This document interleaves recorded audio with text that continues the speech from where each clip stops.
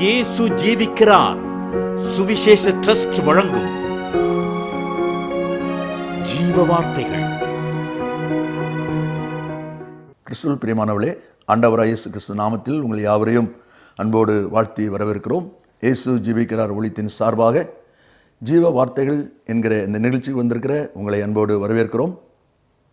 நீங்கள் கேட்கிற இந்த வார்த்தைகளை குறித்து நீங்கள் எழுதுகிற சாட்சிகளும் நீங்கள் கொடுக்கிற வார்த்தைகளும் மிகவும் சந்தோஷமாக இருக்கிறது.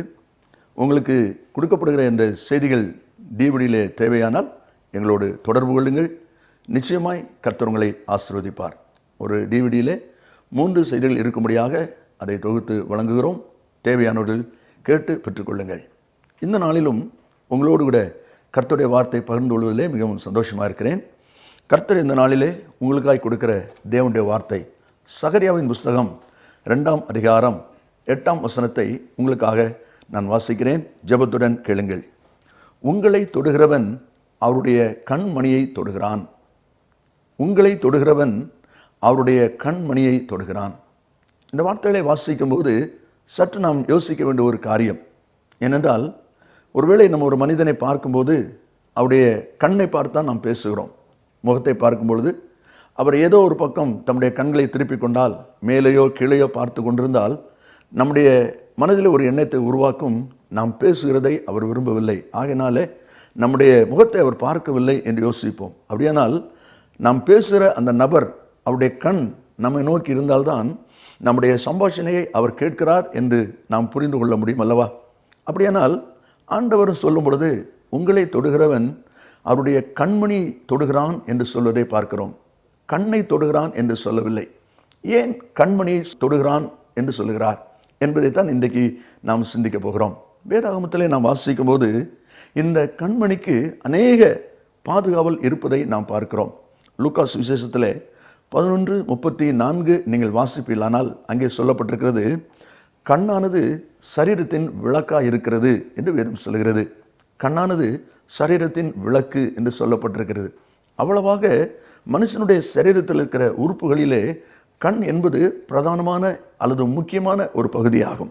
ஒருவேளை வயது விபத்தினாலோ அல்லது வாழ்க்கையில் ஏற்பட்ட வியாதியின் தன்மையினாலோ கண் பார்வை ஒரு மனிதன் இழந்து போவானால் அவங்களுடைய வாழ்க்கையினுடைய ஒரு பெரும் பகுதியை இருண்டு போகிற நிலை ஏற்படும்.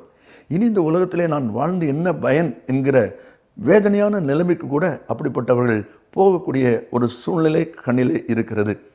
ஆனால் ஆண்டவர் இந்த நேரத்தில் சொல்லும் பொழுது உங்களை தொடுகிறவன் அவருடைய கண்ணை தொடுகிறான் என்று சொல்லாமல் கண்மணியை தொடுகிறான் என்று சொல்வதை பார்க்கிறோம். அப்படியானால் இந்த வார்த்தைகளை கேட்டுக்கொண்டிருக்கிற அன்பு நேச பிள்ளைகளே, உங்கள் ஒவ்வொருவரை பார்த்து ஆண்டவர் சொல்லுகிறார், நீ என்னுடைய கண்மணி, நீ என்னுடைய கண்மணி என்று சொல்லுகிறார். அப்படியானால் கண்மணி என்று சொல்வதற்கு காரணம் என்ன?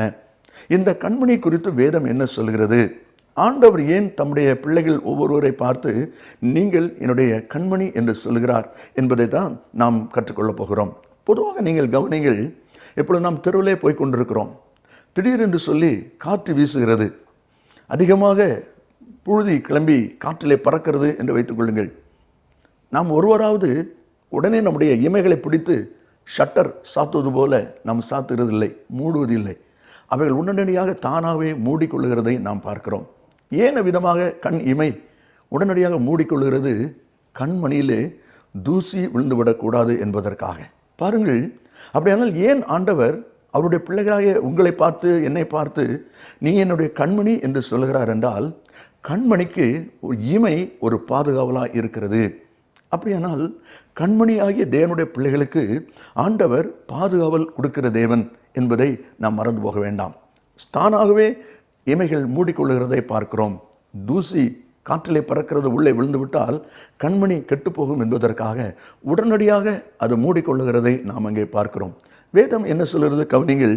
சங்கீதம் 32:10 நாம் இவ்விதமாய் வாசிக்கிறோம், கர்த்தரை நம்பியிருக்கிறவனையோ கிருபை சூழ்ந்து கொள்ளும். ஆண்டவரை நம்பியிருக்கிற பிள்ளைகளை அவருடைய கிருபை சூழ்ந்து கொள்ளும். அப்போ இமை என்பது என்ன? ஆண்டுடைய கிருபை. எவ்விதமாக காற்றுகள் வீசி தூசி பறக்கும்போது இமை மூடி கண்மணியை பாதுகாக்கிறதோ, இதே போல கண்மணியாகிய தேவனுடைய பிள்ளைகளை ஆண்டுடைய கிருபை பாதுகாத்துக் கொள்கிறது என்றுதான் தேவனுடைய வார்த்தை சொல்வதை நாம் அங்கே பார்க்கிறோம். என்னை கேட்டுக்கொண்டிருக்கிற அன்பு நேச பிள்ளைகளே, ஒருவேளை சில சமயங்களில் நாம் யோசிக்கக்கூடும். நீங்களும் அதை உங்களுடைய வாழ்க்கையில் பார்த்திருப்பீர்கள்.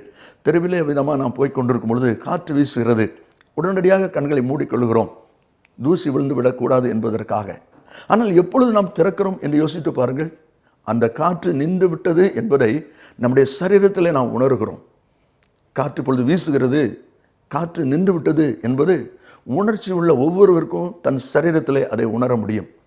அப்படிப்பட்ட காற்று நின்ற சூழ்நிலையில் தான் நம்முடைய கண்களை மீண்டும் நாம் திறக்கிறோம்.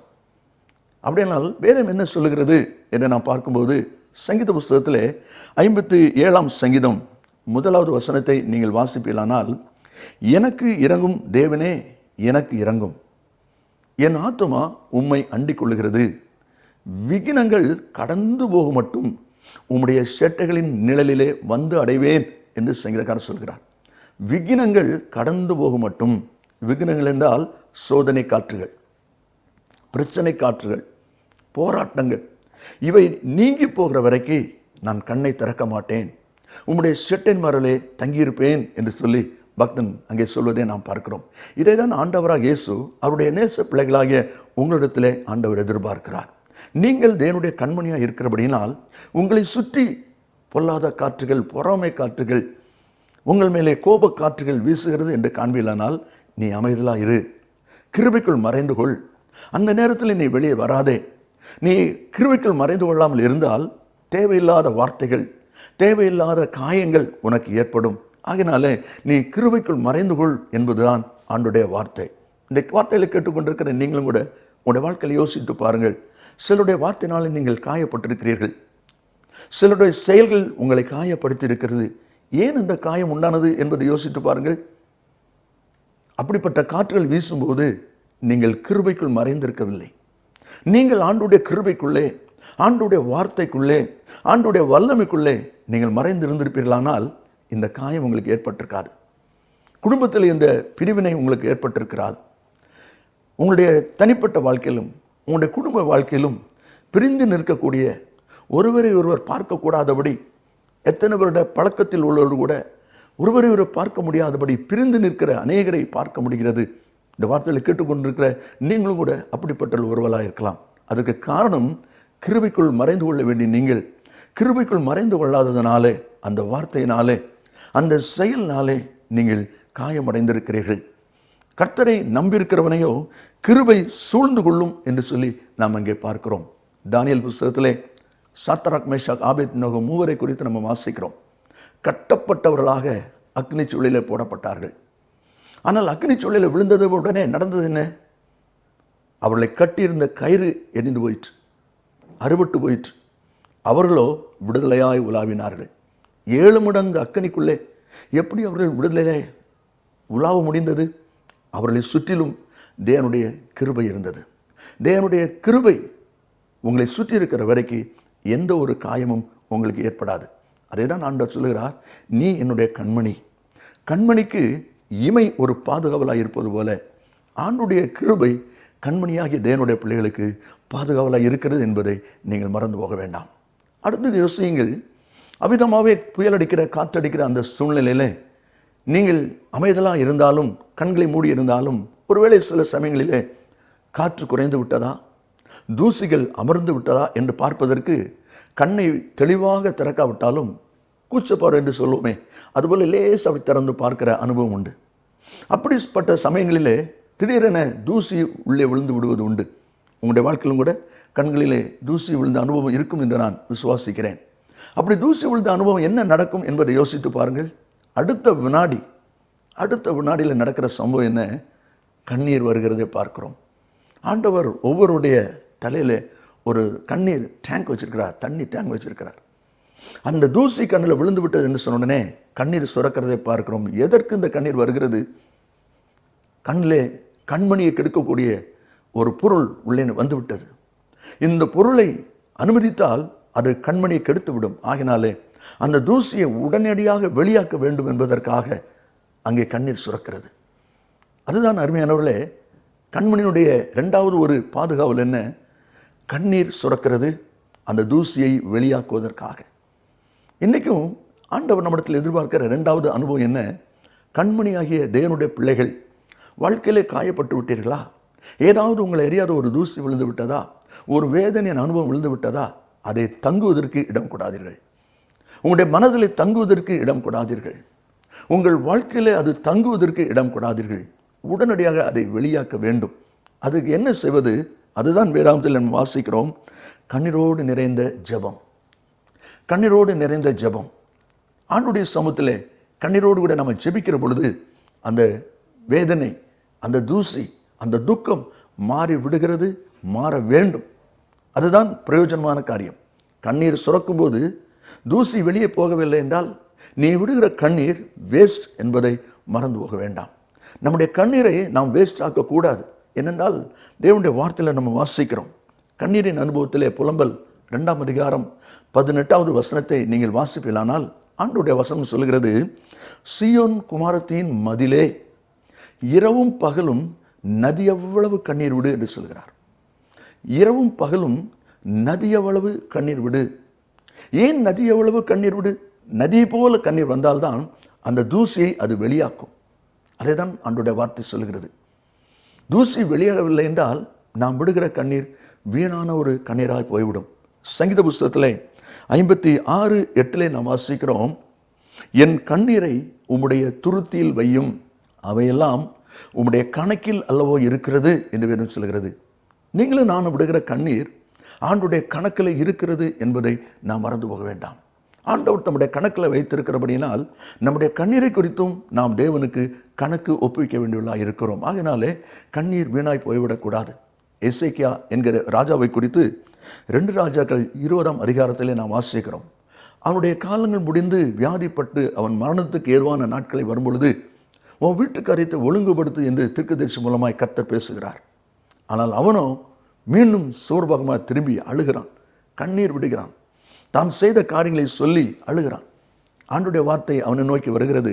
20ஆம் அதிகாரம் 5ஆம் வசனத்திலே, உன் விண்ணப்பத்தை கேட்டேன், உன் கண்ணீரை கண்டேன், இதோ நான் உன்னை குணமாக்குவேன், உனக்கு 15 ஆண்டுகள் கூட்டி தருகிறேன் என்று சொல்கிறார்.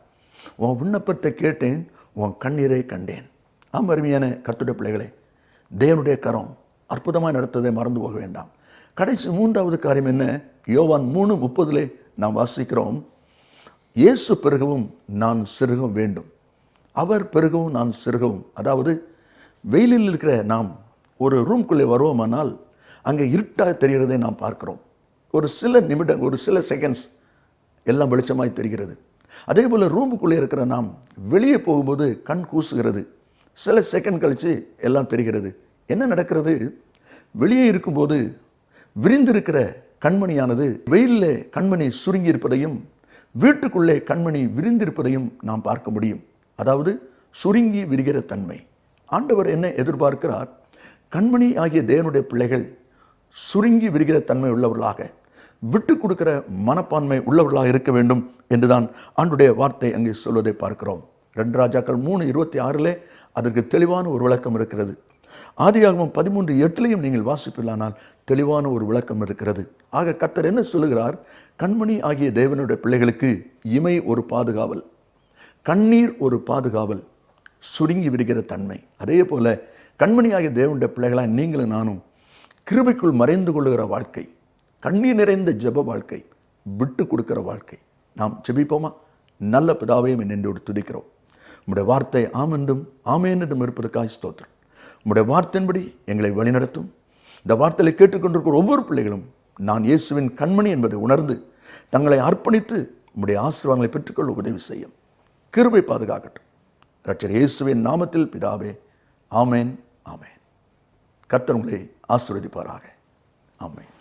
மேலும் விவரங்களுக்கும் உங்கள் ஜெப தேவைகளுக்கும் நீங்கள் எங்களோடு தொடர்பு கொள்ள வேண்டிய முகவரி, John M Jeyaraj, 123A Dohnavur road, Mavadi, Nellai மாவட்டம், தென்னிந்தியா 627107. Cellphone 9443113292. Email yesujeevikirar@gmail.com. Website www.jesuslivesministries.com. www.dharmaseed.org